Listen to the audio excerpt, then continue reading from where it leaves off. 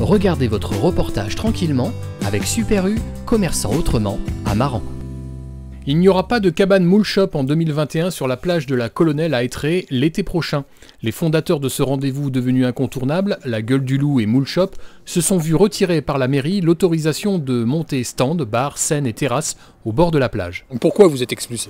Alors il y a plusieurs faits. Il y a un choix politique de la mairie d'Étré qui veulent changer le site ici, le naturaliser. Il y a aussi, suivant monsieur le maire, la loi de 1986 qui rentrait notre permis de l'année dernière illégal, qu'on a obtenu l'année dernière par l'ancienne mairie, signé par la CDA avec l'aval de la DDTM.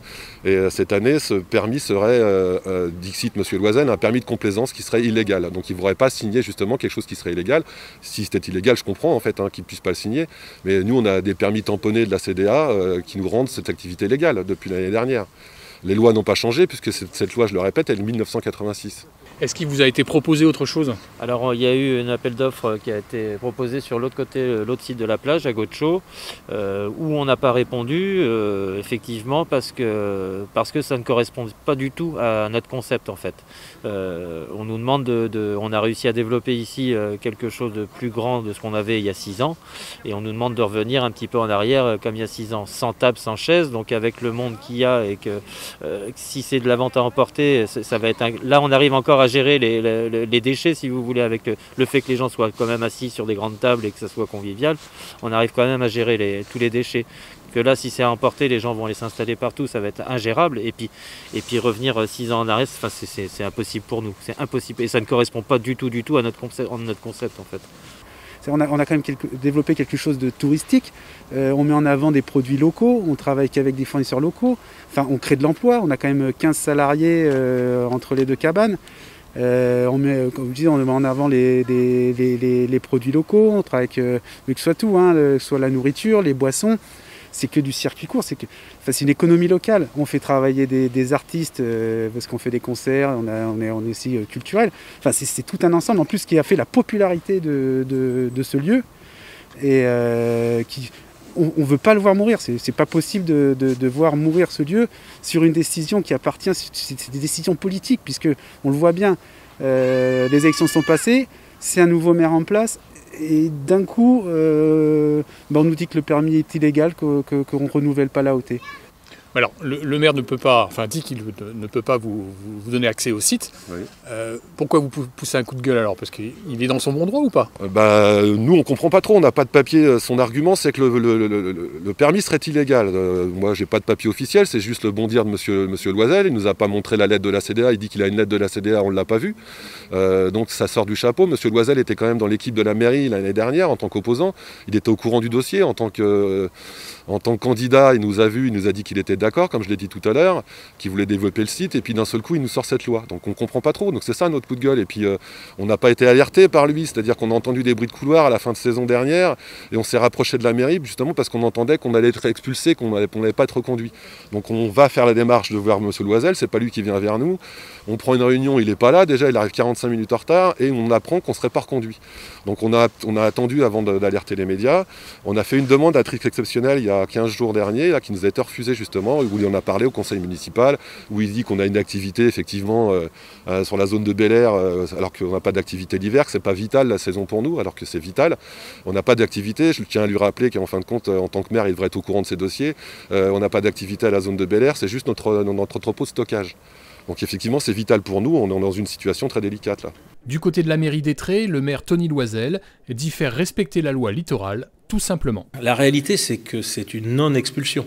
C'est la réglementation qui nous oblige à ne pas reconduire les autorisations qu'ils avaient avant. Voilà, on ne peut pas faire autrement, c'est la loi littorale. Malgré tout ce qui est dit, la vérité, c'est celle-là. Oui, parce qu'ils mettent en avant le fait qu'ils ont tous les documents nécessaires pour s'implanter ici, en tous les cas encore une saison. Alors les documents nécessaires, ils ne peuvent pas les avoir. Il faut l'autorisation municipale auprès de la DDTM pour avoir déjà cette concession, qui n'est que temporaire, maximum 6 mois.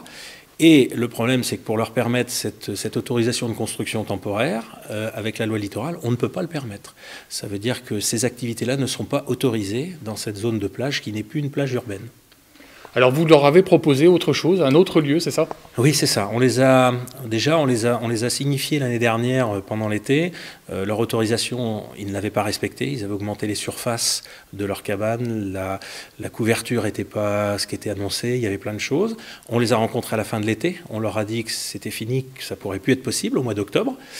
Ensuite, on leur a proposé donc un site sur Godeschaux qui ne leur a pas plu, donc ils n'ont pas souhaité accepter cette offre. Voilà.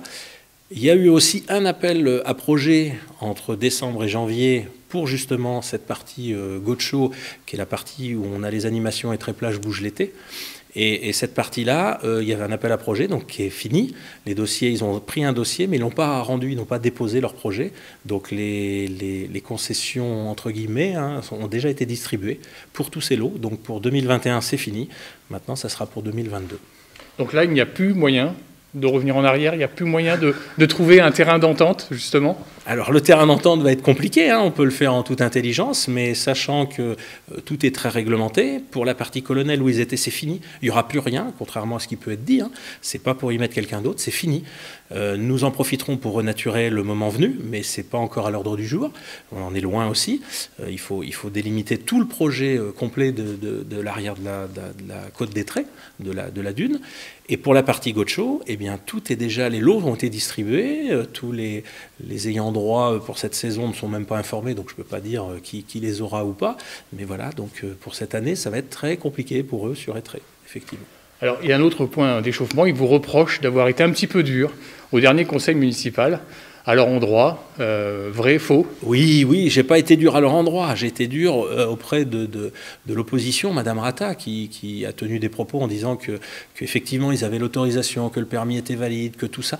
Ce n'est pas vrai, c'était pas le cas. C'est-à-dire que le permis n'aurait pas dû être donné déjà les années passées, c'était le choix du maire précédent, qui a assumé et qui l'a fait en toute bonne foi pour maintenir ça, sauf que là aujourd'hui, il n'est pas question que j'autorise quelque chose d'illégal qui n'est pas autorisé.